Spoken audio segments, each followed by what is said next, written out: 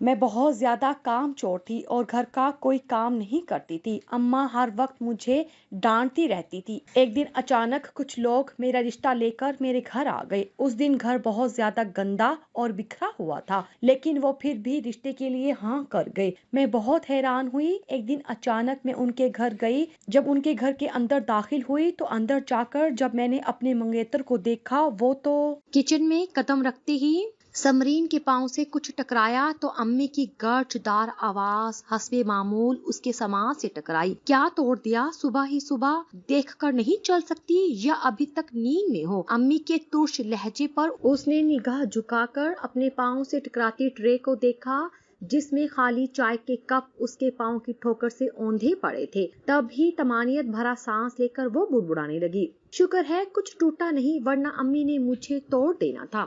مگر یہ ٹرے زمین پر کیوں پڑی ہے؟ خود کلامی کرتے ہوئے یکسر اس کے ذہن میں سوال ابھرا۔ کپ کو ٹرے میں سیدھا کرنے کے بعد اس نے سرسری سی نظر کچن پر ڈالی۔ ہر طرف برتنوں کا ڈھیر، شیلف پر کوئی جگہ ایسی نہیں تھی جہاں گندے برتنوں کا ڈھیر نہ ہو۔ ڈسٹ بن سے کوڑا ابل ابل کر باہر آ رہا تھا۔ برتنوں میں رات کا بچا ہوا کھانا ڈھکے بغیر پڑا تھا۔ ہڈیاں، مونگ پھلی کے چھلکے، مالٹے کے بیجوں سے پلیٹیں سجی پڑی تھی۔ وہ جو پانی پینے آنکھ ملتی کچن میں آئی تھی، کچن کی حالت دیکھ کر ہی اس کا جی برا ہو گیا۔ پانی پینے کے لیے ایک بھی صاف گلاس نہ پا کر وہ باہر نکل آئی۔ امی مجھے ناشتہ بنا دے۔ منہ بسورے سمرین چار پائی پر پاؤں لٹکائے بیٹھے ساتھ ہی آرڈر دینے لگی۔ امی سلائی مشین لے کر ابھی جو کچھ دیر قبل ہی دھوپ میں بیٹھی کپڑے سینے لگی تھی، فوراً ہی سلائی مشین روک کر تل ملائی۔ ہو گئی صبح اور اب آ گئی ہو ناشتے کے آرڈر دینے؟ میں کوئی تمہاری نوکرانی ہوں جو باری باری سب کو ناشتہ بنا کر دوں؟ ابھی 10 منٹ پہلے وکاس کو ناشتہ بنا کر دیا ہے، وہ تو دفتر چلا گیا۔ صبح ابو کے ساتھ ناشتہ نہیں کر سکتی تھی کیا؟ اچھا بس کریں، آپ کو موقع چاہیے بولنے کا۔ ابھی آنکھ ٹھیک سے کھلی نہیں اور آپ کی ڈانٹ ناشتے سے پہلے حاضر۔ وہ اکتا کر بولی۔ صبح ہی صبح اس کا موڈ ڈانٹ کھانے کا بالکل نہیں تھا۔ امی مشین وہیں چھوڑ کر ناشتہ بنانے کے لیے اٹھ کھڑی ہوئی۔ وہ اندر لاؤنج میں ٹی وی دیکھنے چلی گئی۔ آئے ہائے، ایک تو ریموٹ بھی نہیں مل رہا۔ صوفے پہ جھکتے ہوئے وہ غصے سے چلائی، پھر خود ہی دائیں بائیں ہاتھ مارتی رہی۔ کوئی 5 منٹ کی تگ و دو کے بعد کھڑکی پر پڑا ریموٹ دیکھ کر وہ مزید بھپر اٹھی۔ کس بدتمیز نے ریموٹ کھڑکی پر رکھا تھا؟ یہ بھی کوئی جگہ ہے؟ اس سے قبل کہ وہ اپنا جملہ مکمل کرتی، کوئی بتی اس کے ذہن میں روشن ہوئی تھی۔ اسے یاد آیا کہ کل رات ڈرامہ دیکھتے ہوئے اسی نے ریموٹ وکاس سے چھپایا تھا۔ وہ چینل بدلنے کی ضد کر رہا تھا، مگر وہ اپنے پسندیدہ ڈرامے کی قسط تو نہیں چھوڑ سکتی تھی۔ پھر اس میں بھی سسپینس چل رہا تھا۔ دانتوں تلے زبان دبائے اس نے خود کو سرزنش کی۔ کیا تھا اگر ریموٹ واپس اپنی جگہ پر رکھ دیتی؟ خامخواہی اتنا وقت ضائع ہو گیا۔ وہ مارننگ شو لگا کر بیٹھ گئی۔ وہ یکسوئی کے ساتھ ٹی وی دیکھنے لگی۔ ٹی وی کے اندر ہی گھس جاؤ۔ امی ناشتہ تھامے نہ جانے کب کچن سے نمودار ہوئی، مگر ان کی موجودگی کا احساس اسے روز دن میں نہ جانے کتنی بار سنتی، وقتی غصہ کرتی اور پھر بڑے ہی آرام سے دوسرے کان سے نکال دیا کرتی تھی۔ امی یہ ہیئر ماسک بتا رہی تھی، اس سے بال اچھے ہو جائیں گے۔ صحت تو اندر سے ہوتی ہے، جڑیں ہی کمزور ہوں گی تو ایسے اور فور ٹوٹکے باہر سے تھوڑی نہ اثر کریں گے۔ اچھا کھاؤ پیو گی تو خود ہی بال بھی اچھی ہو جائیں گے۔ ناشتہ تو ٹائم پر کیا نہیں جاتا؟ امی اس کی عقل پر افسوس کرتی وہاں سے چلی گئی۔ اسے امی سے اسی طرح کے جواب کی توقع تھی۔ امی کا بھاری سا لیکچر چند منٹ بعد ان کی دوبارہ آمد پر ایک بار پھر اسے سننا پڑا، مگر وہ سن کہاں رہی تھی؟ وہ تو ناشتہ کرتی نظریں ہنوز ٹی وی پر جمائے ہوئے تھی۔ افق پہ پھیلے شام کے سائے گہرے ہونے کو تھے۔ شام کے وقت سردی کی شدت میں بھی اضافہ ہونے لگا تھا۔ امی بازار تک سودا لینے گئی تھی اور اب تک نہیں لوٹی تھی۔ اب اسے خاصی پریشانی سی ہونے لگی۔ وکاس، جاؤ جا کر دیکھ کے آؤ امی اب تک گھر کیوں نہیں آئی۔ وہ پریشان سی تھکے ماندے آفس سے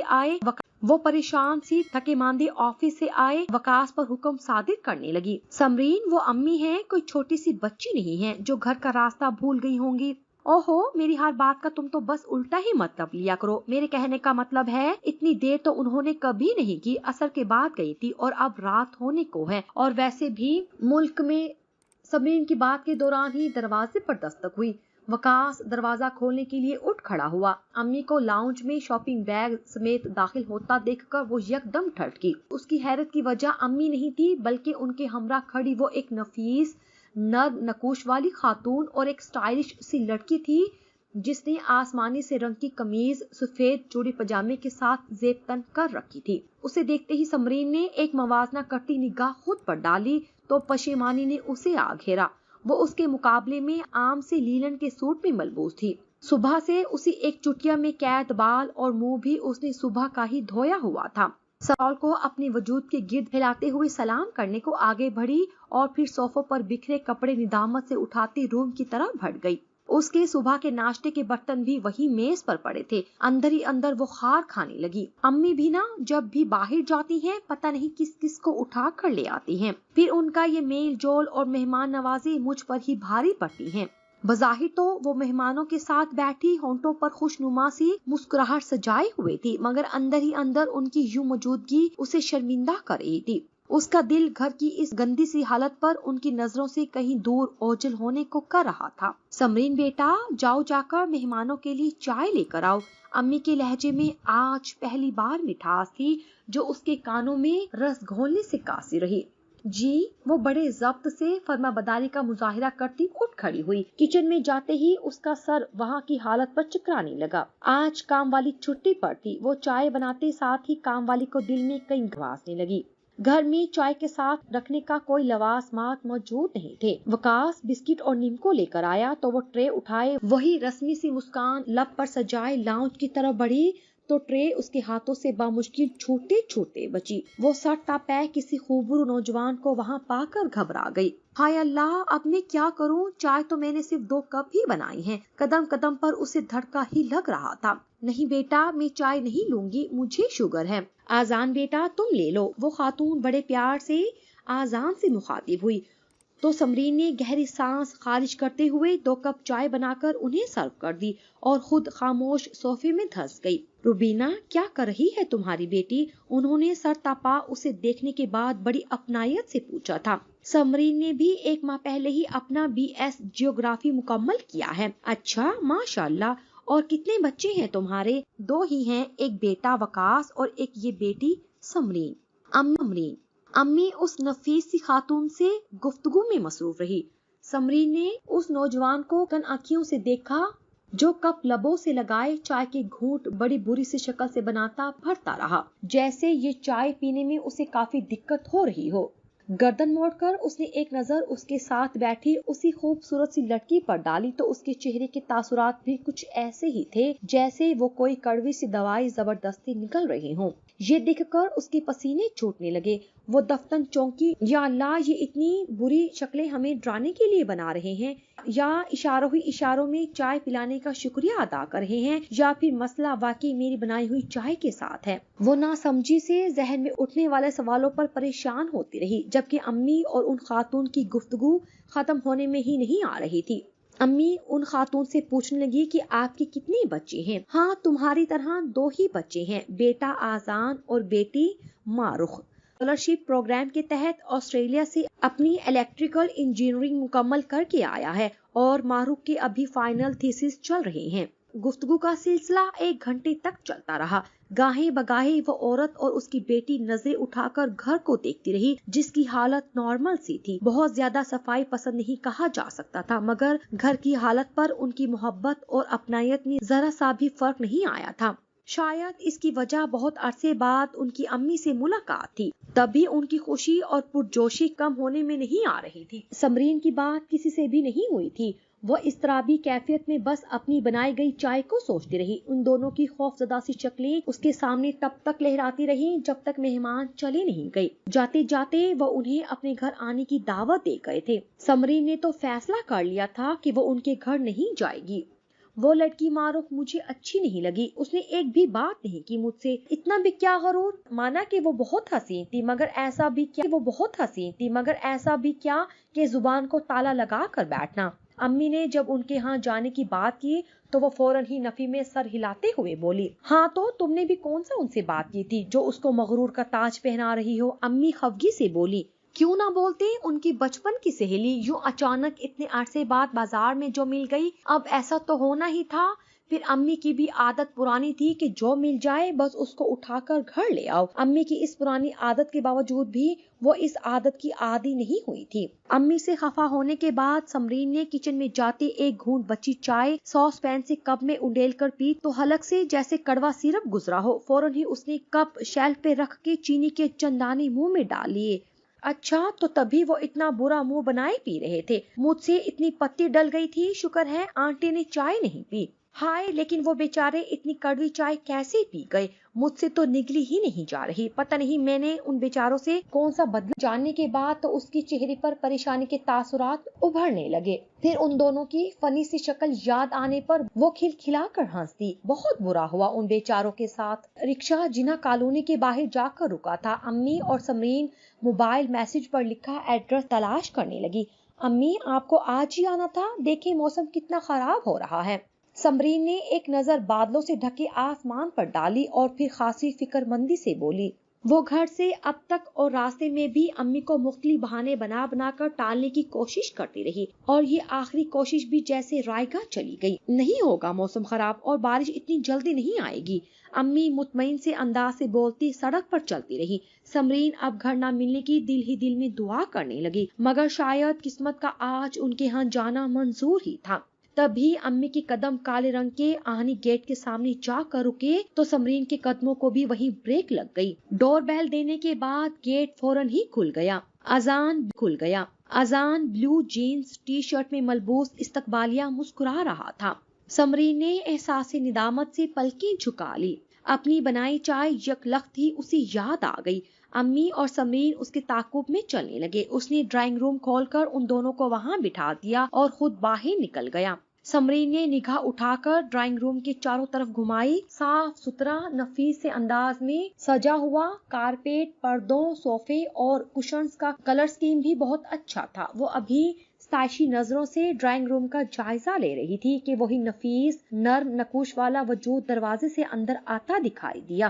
ان کے چہرے پر امی اور سمرین کو یوں اپنے ہاں دیکھ کر دلی خوشی رقص کر رہی تھی.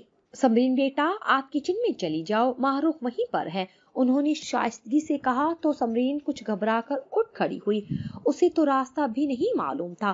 وہ پوچھنے ہی والی تھی مگر پھر وہ امی کے ساتھ گفتگو میں مصروف ہو گئی تو اسے یوں انہیں ڈسٹرب کرنا اچھا نہیں لگا. وہ خود ہی ڈرائنگ روم سے باہر نکل کر دائیں بائیں گردن گھماتی کچن تلاشنے لگی. لاؤنج میں داخل ہوتے ہی وہ اذان کو وہاں دیکھ کر جھینک گئی. وہ ٹی وی پر میچ دیکھنے میں مصروف تھا. سمرین وہی لکڑی کے دروازے کے پاس رک گئی. سمرین اندر آ جاؤ، اسے اندر سے نسوانی آواز سنائی دی تو وہ ہنوز اسی کیفیت میں زینے چڑھتی اندر کی طرف آئی. ماہ رخ نے کچن سے جھانک کر اسے اپنے پاس بلا لیا. وہ گھر کی سجاوٹ اور صفائی ستھرائی کو حسرت سے دیکھنے لگی. ماہ رخ نے خوش اخلاق سے مسکراہٹ اس کی جانب اچھالی تو وہ حیران ہوئی یہ مغرور سی لڑکی ہنستی بھی ہے. رسمن الیک سلیک کے بعد سمرین نے سر تپا نگاہ ماہ رخ پر ڈالی. وہ آج بھی اس دن کی طرح ہی اسے حیرانی ہوئی کہ وہ تو انہیں بنا بتائے آئے ہیں پھر بھی وہ اچھے سوٹ میں ملبوس ہے، بال بنے ہوئے ہیں اور کچن اور گھر کے کونے کونے سے نفاست جھلک رہی ہے. کیا ایسے بھی گھر ہوتے ہیں؟ وہ ششدر سی سوچوں میں کھڑی اسے کام کرتا دیکھتی رہی. ماہ رخ نے کیبن سے بسکٹ نکال کر پلیٹ میں رکھے. کباب، سموسے اور نگٹس فریزر سے نکال کر وہ فرائی کرنے لگی. سمرین کو ایک دم یاد آیا اس دن اس کے گھر چائے کے ساتھ کچھ رکھنے کو بھی نہیں تھا. بسکٹ اور نیمکو اس نے وقار سے کہہ کر منگوائی تھی اور یہاں اتنا سب کچھ پہلے سے موجود ہے. وہ خود سے دل ہی دل میں کہنے لگی یہ سب ریڈی میڈ ہے. سمرین نے بے ساختہ پوچھا. نہیں، یہ سب میں نے اور مامن نے مل کے بنائے ہیں. کڑاہی میں سموسے تلتے ہوئے ماہ رخ بولی اور وہ زیر ندامت وہیں جم گئی. اس نے تو کبھی امی کا ہاتھ نہیں بٹایا، گھر میں آنے والے مہمانوں کے لیے کچھ بچا کر نہیں رکھا، گھر میں آنے والے افراد کا کبھی اتنی پرجوشی سے خیر مقدم نہیں کیا، کبھی گھر کی صفائی نہیں کی، چیزیں استعمال کے بعد اپنی جگہ پہ نہیں رکھی. میں ماہ رخ کو مغرور سمجھ رہی تھی مگر آج اس کی نفاست، سگھڑ پن، اخلاق، ڈریسنگ اور والدین کے احساس کے سامنے میرا غرور مٹی کے ڈھیلے کی طرح بہک گیا.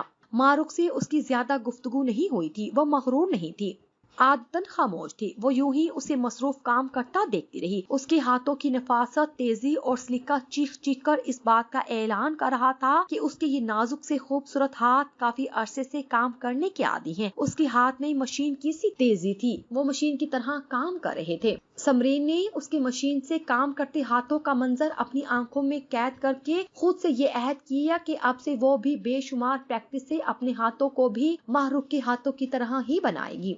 निदामत के जेरे असर उसकी आंखों में नमी उतरी, जिसे उसने झट ही वापस अपने अंदर उड़ेल दिया। वो माहरूफ के हमरा तमाम लवाजमात ड्राइंग रूम तक लाई। वो सब वहाँ बैठे चाय की घूंट लेने लगे। आसमान से बारिश की बूंदे फवार की सूरत में बरसने लगी। हम चलते हैं इससे पहले कि बारिश तेज हो जाए। अम्मी चाय खत्म करके कप मेज पर रखते हुए उठ खड़ी हुई। ऐसे कैसे जाओगी? आजान से कहती हूँ वो गाड़ी पर छोड़ आएगा। आंटी पुरखुलूस अंदाज में गोया हुई। अम्मी ने बहुत मना किया मगर वो बाजिद थी। आजान गाड़ी की चाबी थामे नमूदार हुआ। समरीन पहले निकल आई थी और अम्मी को अचानक कोई बात याद आई और वो एक बार फिर से बातों में मगन हो गई। बाहर निकलकर समरीन ने अबर आलूद आसमान को देखा, फिर जैसे किसी ने उसके कान में सरगोशी की और उसका चेहरा नन्ही नन्ही बूंदों से भीग गया। एक राज है तेरे मेरे दरमियान, वो राज हूँ मैं दिल में दफन कर चुका। चाय पिलाई थी मुझको किसी अजनबी ने और हम मोहब्बत की चाशनी घोल कर पी गए। वो सोच भी नहीं सकती थी कि वो उससे इस अंदाज में बात करेगा। वो खुद फोहड़ है जो खुद घर के कामों में सिफर है, जो काम काज से जी चुराती है, जो एक नंबर की सुस्त और नाफरमान है, जिसे ठीक से चाय नहीं बनानी आती। फिर क्यों कोई उसे पसंद करेगा? कोई भी काबिल तारीफ खूबी उसमें नहीं है, फिर उसके घर वाले क्यों कर उसे पसंद करेंगे? वो तज़-बज़ब में घिर गई। तुम यही सोच रही हो ना मेरे घर वालों ने तुम्हें क्यों पसंद किया है? वो धक से रह गई। न जाने कैसे वो जान गया था उसके मन की बात, शायद उसके चेहरे के बदलते रंग से। ज़ेरे निदामत वो कुछ बोल ही नहीं सकी। सर खुद ब खुद असबात में हिल गया। वो इसलिए मिस समरीन क्योंकि मैं हुस्न परस्त होने के साथ साथ सादगी का भी कायल हूँ। बेवजह का मेकअप मुझे पसंद नहीं, सिर्फ नेचुरल ब्यूटी मेरी आंखों को भाती है। और उस दिन जब मैं आपके घर आया तो सादगी में भी आप बहुत खूबसूरत लग रही थी।